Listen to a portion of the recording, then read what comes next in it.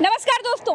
Final match अगर मुंबई के जाने माने मैदान वानखेड़े में होता या फिर कोलकाता के ईडन गार्डन में कराया जाता तो जीत पक्की हो सकती थी।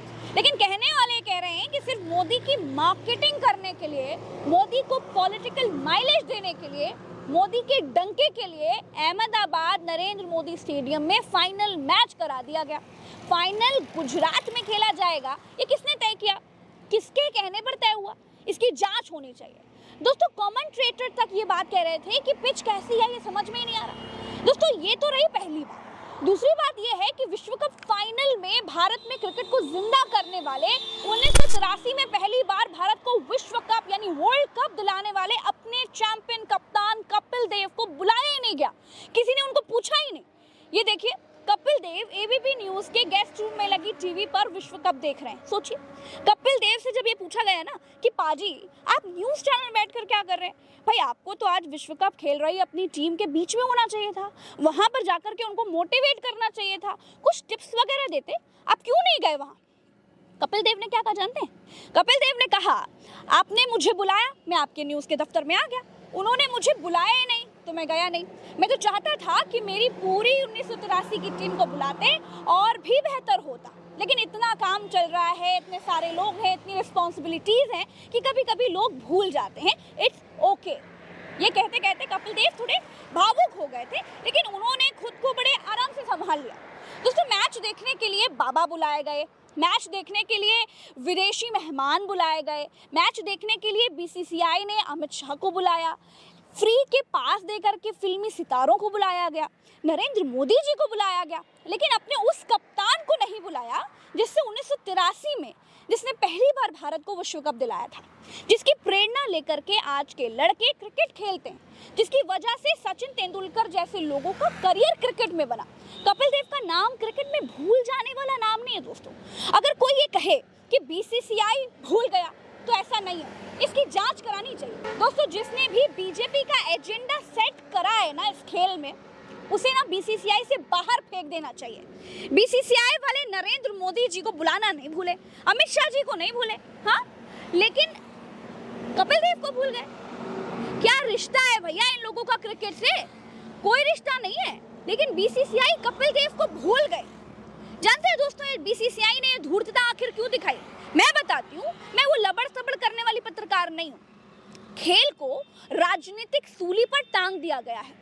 जब अमित शाह के लड़के बिना योग्यता बीसीसीआई के सचिव बनाए गए तो कोई कुछ नहीं बोला। चलिए, नेताजी हैं, इतना माइलेज तो चलता ही है, लेकिन अब ना अति हो रही है, अति। दोस्तों, कपिल देव की गलती क्या है जानते हैं? कपिल देव की गलती सिर्फ इतनी है कि वो बोलने में सचिन तेंदुलकर की तरह मुंह में दही जमा करके नहीं बैठते हैं। अभी पिछले साल जब महिला खिलाड़ियों का धरना हो रहा था ना, मोदी के सांसद के खिलाफ दिल्ली के जंतर मंतर पर वो धरने पर बैठी थी, तब कपिल देव ने महिला पहलवानों के पक्ष में बोला था।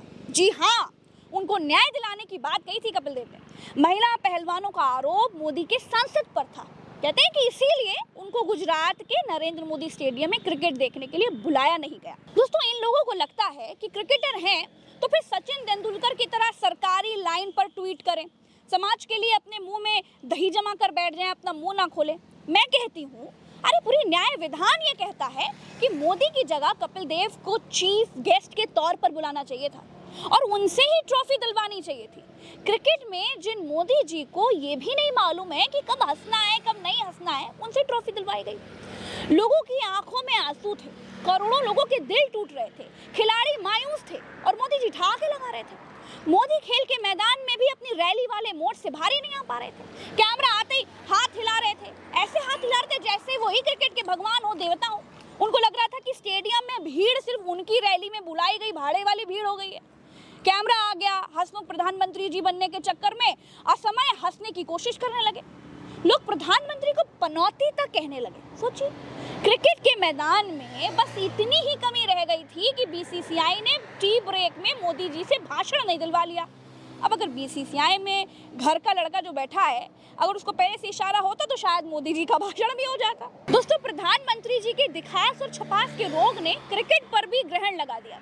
अरे लोग तो ये कह रहे हैं कि जब तक मोदी जी ने ग्राउंड पर जाकर मैच नहीं देखा तब तक लगातार इंडिया जीत रही थी, लेकिन जैसे ही वो ग्राउंड पर उतरे, पैर रखा उन्होंने कि इंडिया हार गई। दोस्तों, विश्व के इतिहास पनौती कह रही है। विश्व इतिहास में ऐसा कोई उदाहरण नहीं है, या भारतीय लोकतांत्रिक इतिहास में ऐसा कोई उदाहरण नहीं है दोस्तों, जब इंडिया के हारने के बाद लोग अपने ही प्रधानमंत्री को पनौती कहने लगे हो। कईयों प्रधानमंत्रियों ने मैच देखे, लेकिन किसी को कभी पनौती आज तक नहीं कहा गया। बड़ी बड़ी डींगे हाँकते हैं कि गुजरात ऐसा है वैसा है, कानून व्यवस्था इतनी चुस्त दुरुस्त है, लेकिन जब विराट कोहली बैटिंग कर रहे थे तब फ्री फिलिस्तीन की टी शर्ट पहनकर एक ऑस्ट्रेलियाई व्यक्ति उनके पास पहुंच गया, उनके कंधे में हाथ डाल दिया। कैसे भैया, कैसे? अपने नाम का स्टेडियम बनवा लिया, रोते हुए इंडियन फैंस पर हा हा हा हा करके हंस लिए, बस यही जिम्मेदारी थी आपकी। और सुनिए दोस्तों, अभी खत्म नहीं हुआ है। ऑस्ट्रेलिया के कप्तान को ट्रॉफी देने मोदी जी जब जा रहे थे तो कैमरा उन्हीं के ऊपर था। जय शाह की बीसीसीआई को ये समझ में ही नहीं आ रहा था कि क्रिकेट में हीरो कौन है, खिलाड़ी हैं या फिर मोदी जी हैं। बेचारे कैमरामैन को जैसा कहा गया होगा वो बेचारा वैसे ही कर रहा था। ऐसा लग रहा था दोस्तों जैसे मोदी का ना रोड शो चल रहा हो। खैर, ट्रॉफी देने पहुंचे तो ऑस्ट्रेलिया के डिप्टी प्रधानमंत्री मोदी जी के आगे खड़े हो गए। फिर फोटो खिंचाने की मोदी जी की तड़प ना कैमरों में कैद हो गई। आंखें चकर मकर करके कैमरों को देखने लगी, और ये सब लोग देख रहे थे। मोदी के हाथों वर्ल्ड कप ट्रॉफी लेने के बाद ऑस्ट्रेलियाई खिलाड़ी उस ट्रॉफी पर पैर रखकर बैठ गया। चलते हैं, नमस्कार।